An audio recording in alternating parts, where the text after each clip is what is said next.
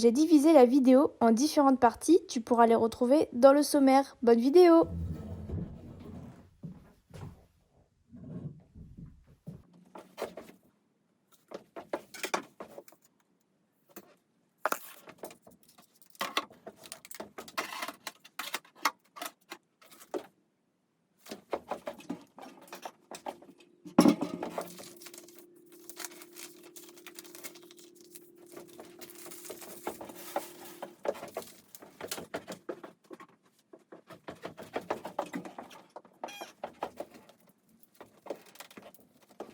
Bon du coup là ce que je viens de faire c'est que j'ai débarrassé la table, j'ai juste cette petite table ici. Il faut que je trouve une chaise pour m'installer, donc je vais aller choper une chaise et puis je me demande en fait si je reste là face à la... parce qu'en fait là il y a une télé, si je reste face à la télé ou enfin si je me mets comme ça va être un peu chelou face à la télé, enfin je sais pas trop.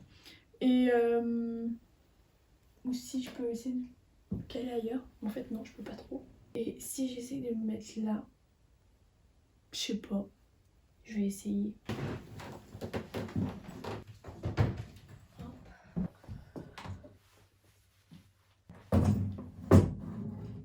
Hop. Si je fais ça, toujours pas. Bon, de toute façon il fait froid, mais je pense que je vais la laisser comme ça, même si c'est pas hyper beau. Puis je suis près du radiateur. Bon, du coup, je vais aller chercher une chaise. Voilà. Ça, check.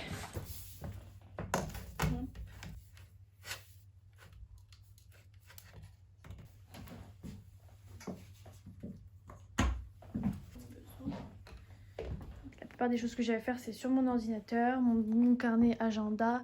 Et là, il y a ma tablette. Est-ce que celle-ci, c'est la bonne? Parce que là, j'ai pas de vraie caméra, donc je peux pas avoir de retour caméra.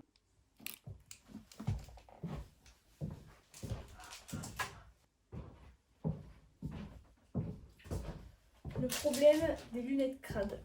J'avais commandé, j'étais allée prendre des nouvelles lunettes à Paris la semaine avant le confinement.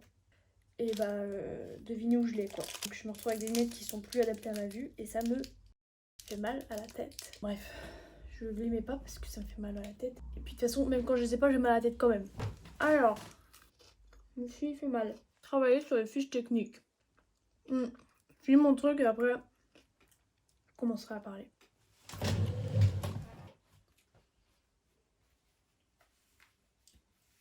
Alors, comme j'avais dit, on va parler de démotivation. J'ai absolument rien préparé, je sais pas de quoi, je sais pas ce que je vais dire. Juste parler un peu de comment je le vis, ce qu'il faudrait peut-être faire, comment se motiver. Et peut-être aussi... Voilà, non c'est déjà pas mal, hein, on va parler de ça je pense. Donc là, ce que je fais des fiches techniques qu'il faut que j'envoie à ma prof demain pour une évaluation. Voilà, parlons-en. Les évaluations quand tu es chez toi. Rien de plus normal. En vrai, c'est compliqué parce que déjà, personnellement, je suis partie de Paris un peu en panique parce que moi, à la base, le virus, je pense que comme beaucoup de gens, j'étais là en mode ouais, c'est bon, c'est une grosse grippe, c'est bon, il faut arrêter, faut se calmer et tout. Genre, dès que les gens ils prenaient ça vraiment au sérieux, j'avais en tête qu'ils étaient un peu hypochondriaques, tu vois. Et en fait, après le discours de Macron,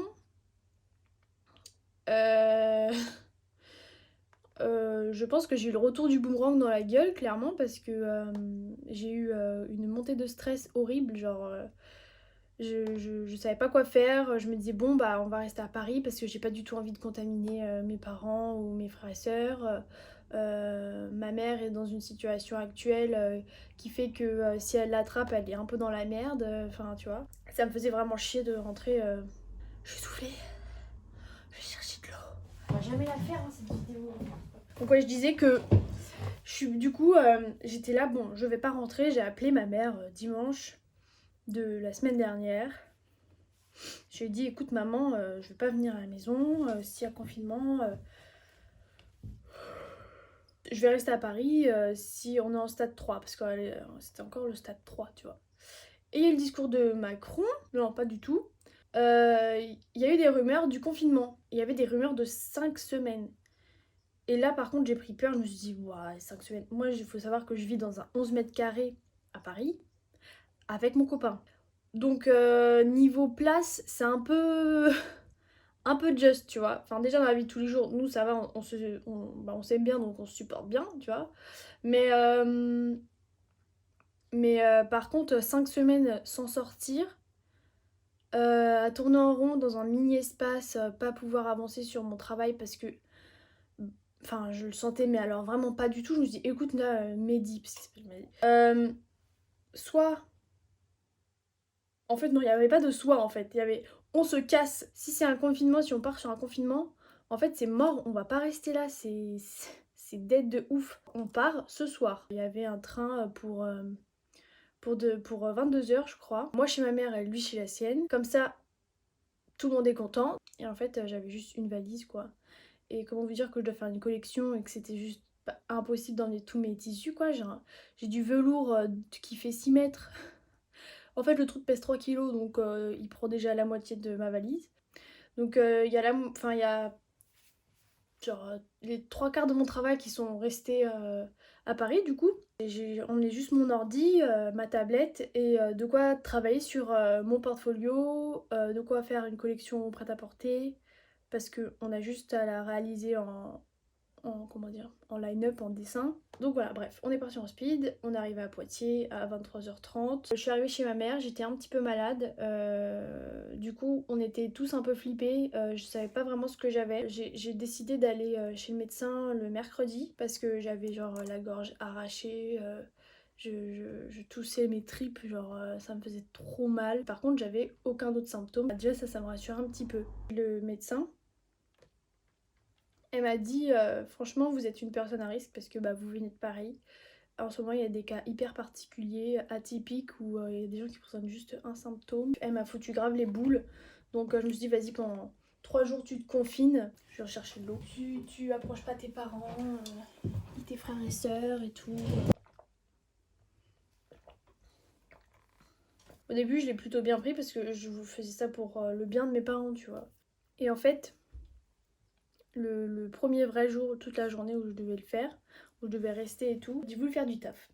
Sauf que j'avais un souci avec mon Photoshop et pendant ça m'a niqué mais toute mon après-midi, pendant 6 heures j'ai voulu faire un truc, mais j'ai fait juste un truc. Alors que j'avais prévu de faire genre au moins 6 autres trucs dans la journée et j'ai pu faire juste celui-ci. Et franchement, j'étais vraiment mais dégoûtée. Déjà, j'avais le stress de transmettre, enfin, j'avais le stress et l'angoisse du truc dans la tête à cause de ce virus. Et le fait d'être toute seule, en fait, de m'infliger ça parce que.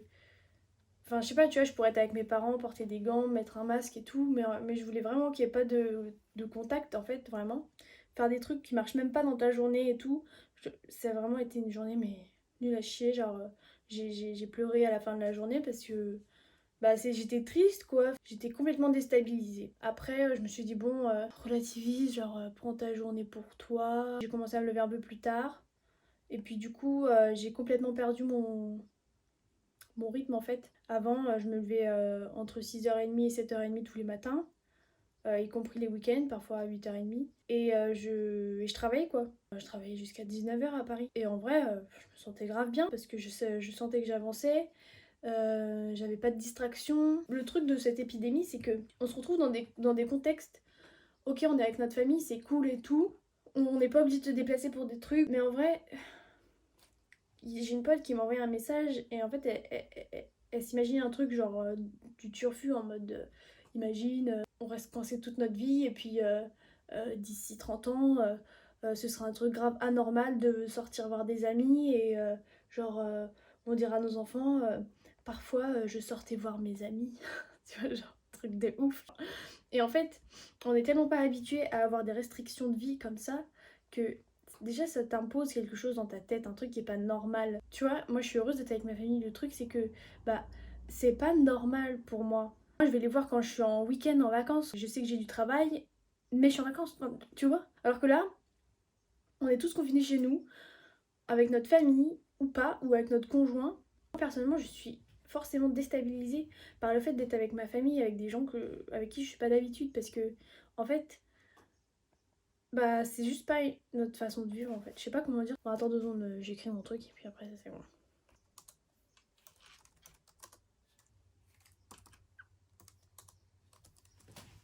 C'est en fait, c'est un peu comme une charge mentale pour tout le monde, tu vois. On sait que c'est là, on sait que ça fait peur, que, que ça craint un mort. Mais en même temps, on doit faire comme s'il se passait rien et continuer à vivre, continuer à travailler. Je trouve ça un peu dur en fait de dire aux gens profitez-en pour faire des choses que vous faites pas d'habitude.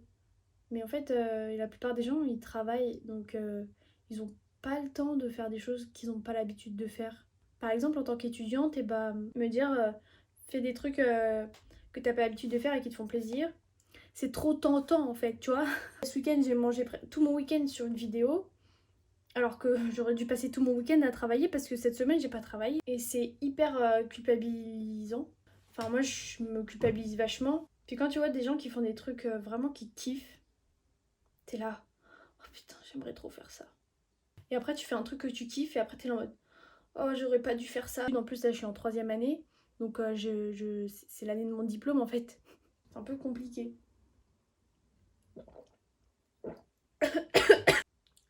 Ça, de trop parler là. Trop parler, trop boire. C'est hyper tentant de faire ce qu'on fait pas d'habitude, des choses qui nous plaisent et tout. Du coup, bah, moi, c'est ce que je fais. Puis il y a plein d'autres trucs que j'ai envie de faire, tu vois, genre dessiner, aller me promener, faire du yoga, passer toute la journée avec ma soeur et mon petit frère. Mais je me dis, ouais, non, tu peux pas, parce qu'il faut que tu travailles. Au final, je m'enferme ici, je reste toute la journée sur Insta ou sur YouTube. Je fais rien, enfin, ou je regarde une série, ou sinon, bah effectivement, je fais un truc, mais totalement autre chose que mon travail. J'avais un vrai équilibre à Paris parce que j'avais pas de distraction, j'étais dans mon petit chez moi. Mon copain parfois me déconcentrait un petit peu, il sortait, il allait s'entraîner et tout. Quand j'avais envie de manger, je me levais, j'allais me faire à bouffer, basta quoi. Et maintenant, c'est hyper dur parce que tu te retrouves dans une vie familiale que moi personnellement j'ai pas eu depuis mes 15 ans en cette période de travail. Après, à 15 ans, je suis partie au lycée, à l'internat. Donc à partir de ce moment-là, j'avais plus la vie de famille, je suivais juste le cadre, le cadre scolaire qu'on m'imposait au quotidien. Ça m'allait très bien. En fait, je sais qu'ils sont autour de moi, je sais que je suis dans ma maison. Moi, ça me donne trop envie d'aller avec eux. Personnellement, j'ai plus cette liberté de me mettre au taf quand je veux. Il faut participer à la vie familiale. Il faut que j'anticipe en plus de tout ce que j'ai à faire et des choses que j'aimerais faire personnellement pour moi, tu vois, un peu égoïstement, comme faire des vidéos, faire des dessins, faire des trucs comme ça. Et ben en plus, il faut que je pense à ma vie familiale, à mes parents, à mes frères et sœurs. Il faut que je pense à aller mettre la table, à aller manger avec eux, à ensuite débarrasser la table et tout, faire la vaisselle. Bon, ça c'est normal, tu vas me dire. Mais, enfin voilà. Et après, le soir, c'est la même chose. Dans l'après-midi, vers 17-18 heures, parfois j'ai ma mère qui va venir me voir, ou ma sœur, ou on va venir me papoter. Ah, ça va et tout, non, non, non. Perso, ça me fait hyper plaisir, mais objectivement, ça coupe tellement dans le travail. Qu'est-ce que j'ai fait là? J'arrive pas. J'ai la bouche, la gorge hyper sèche là. Je pense que c'est parce que je parle trop toute seule. Parlons de quelque chose d'un peu plus joyeux. Non, si. Un peu plus optimiste, on va dire. Donc, jingle.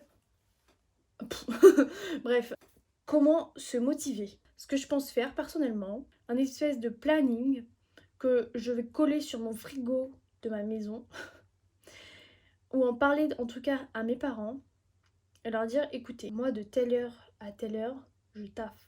Faut pas venir me déranger, il faut pas venir me parler. Le premier truc, c'est hyper important de mettre au courant nos parents et nos frères et sœurs qu'on a une vie, je parle surtout là pour les étudiants, puis même pour tous les autres, juste qu'on a une vie professionnelle ou étudiante ou lycéenne ou en fait la vie de famille de 8h30, 9h30 à 12h30, 13h, elle n'existe pas.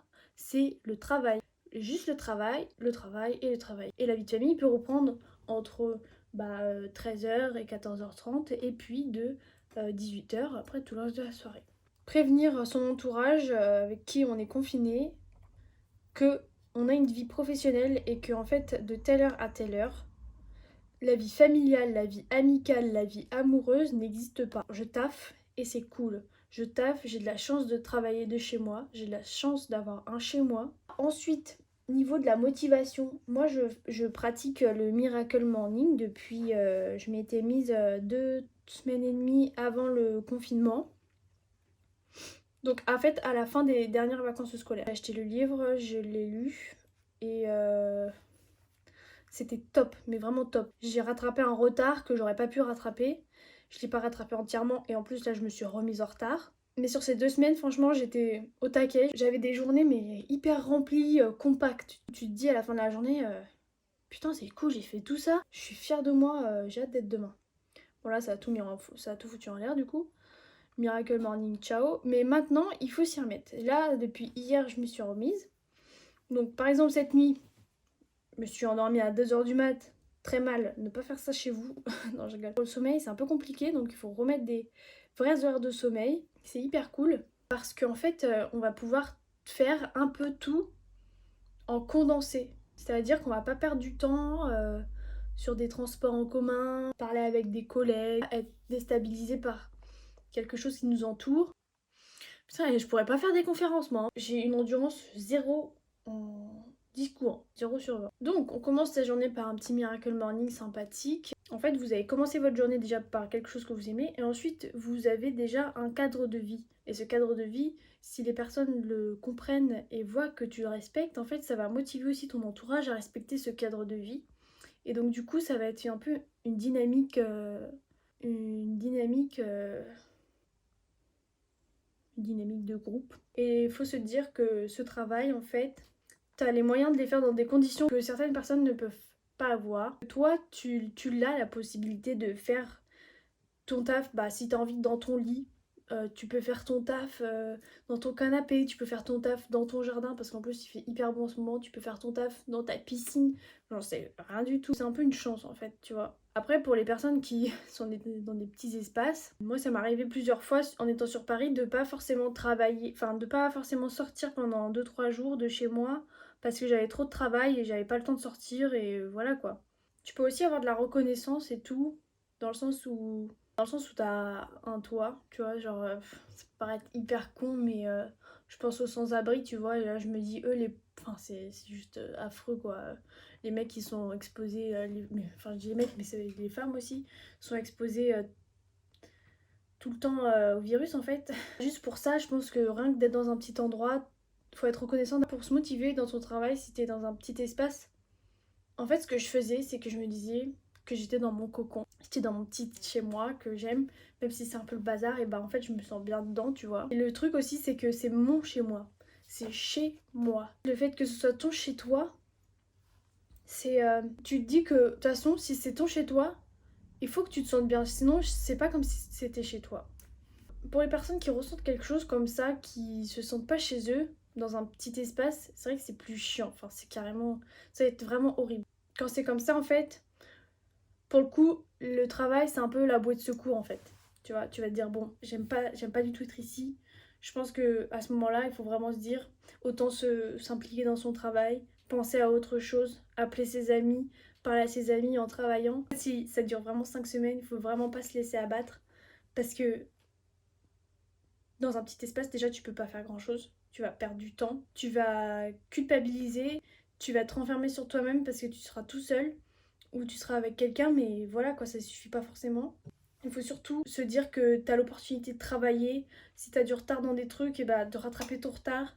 Il faut que tu... Justement, je pense que dans un petit espace, il faut d'autant plus que tu t'investisses à 300% dans ton taf, plutôt que de... Parce que du coup, tu n'auras pas forcément de distraction vu que c'est un petit espace, tu vois. Faut plutôt, je pense, avoir un peu de la gratitude. T'as pas de distraction. T'as un toit. J'espère que c'est chauffé. Tu peux te nettoyer, t'as un lit où dormir, t'as de quoi travailler. Et en fait, tout ça, c'est un peu un condensé de chance en fait. Chaque chose est une chance, et en fait, t'as tout en même temps, et juste pour toi, dans un petit endroit hyper privilégié. Je voulais parler maintenant de la gratitude qu'on peut ressentir après avoir fourni des heures de travail en fait. En fait, il faut aussi penser à l'après, comment on va se sentir après. Déjà, si on se sent motivé avant, c'est super. Mais parfois, on n'a juste pas envie, mais on sait qu'on doit le faire, du coup, on le fait. Et si on n'est pas motivé au moment où on se dit, bon, il faut que je le fasse, je pense à un truc qui peut être aussi motivant, c'est de penser à après comment on va se sentir. Quand j'aurai terminé ça, je serai tellement soulagée. Rien que pour ça, ça devrait être une motivation. Il faut aussi être fier de soi. Il faut ressentir de la gratitude et se dire merci pour cette motivation, merci pour cette concentration, merci pour cette patience. C'est hyper important. Donc par exemple le soir, vous pouvez noter dans un carnet merci pour ça ou merci pour ça. Marquez que des choses positives quoi. On va pas écrire pas merci parce que machin m'a pas filé le sel à table. Et aussi par exemple là, ce que je suis en train de faire, d'allier un truc que j'aime faire avec un truc qui me fait un peu chier à la base, et c'est assez motivant. Bon ok, j'avance pas aussi vite que si je faisais pas la vidéo et si je parlais pas, mais je le fais quand même. Et j'ai au moins le mérite de me dire, bon là t'as fait tes 3 fiches techniques, c'est fini. Peut-être allier un truc que vous kiffez faire, je sais pas, genre écouter de la musique, écouter des podcasts. Après si vous avez un taf qui vous demande plus de réflexion que faire ce que je fais par exemple. Je sais pas, attendez, je réfléchis. Non, alors du coup quand c'est comme ça, il faut se faire des récompenses je pense. Il faut se dire, bon alors, quand j'aurai lu ces 100 pages aujourd'hui, je vais me faire un gâteau sa mère. Ou sinon rien que se faire des listes, tu vois, de ça ou ça, je pourrais cocher dans la liste. Et ça je trouve ça grave satisfaisant. Donc voilà, je pense que déjà c'est pas mal pour tout ce qui est idée de motivation et tout, se mettre un cadre de vie. Moi je pense me faire ça, faire un plan et tout. Peut-être que je pourrais refaire une vidéo ou je sais pas, où je présente mon planning ou des trucs comme ça, ou comment s'organiser et tout. Parce que mine de rien, moi ça me motive vachement m'organiser moi-même dans ma vie personnelle, du coup de partager tout ça. J'ai hâte de faire mon dossier marketing. Ouais, par exemple, il y a un truc que j'aimerais trop faire dans mon taf, mais je sais que c'est pas le truc le plus important, donc je ne le fais pas, parce que je sais que j'ai des trucs plus importants, mais en fait les trucs les plus importants, c'est ceux où je suis pas du tout motivée à les faire. Je vais arrêter de me dire des trucs comme ça, parce que vraiment c'est pénible, ça te paralyse en fait. Tu vois, t'as envie de faire un truc, même si c'est un truc que t'as envie de faire dans ton taf, tu sais que t'as des trucs plus importants à faire, du coup tu fais pas tu fais rien du tout du coup. Parce que t'es pas motivé à faire le truc que tu dois absolument faire, et tu fais pas le truc que t'as envie de faire parce que tu sais que c'est moins important que ce que tu as à faire. Bref, je sais pas si c'est compréhensible. Ça, à ne surtout pas faire. Si on a envie de faire un truc dans notre taf, même si c'est pas le truc le plus important, autant le faire, comme ça c'est fini après. Y a plus à le faire. Et puis au moins, t'auras kiffé faire ce que t'as fait. Voilà. Donc voilà. Donc voilà, j'espère que ça a été cool. Bon, j'ai encore bien aimé. C'est vrai que j'ai un peu galéré parce que j'avais la bouche hyper sèche. Problème de débutant, j'ai envie de dire. Il faut que je pense à fabriquer plus de salive à la minute parce que sinon ça va pas le faire.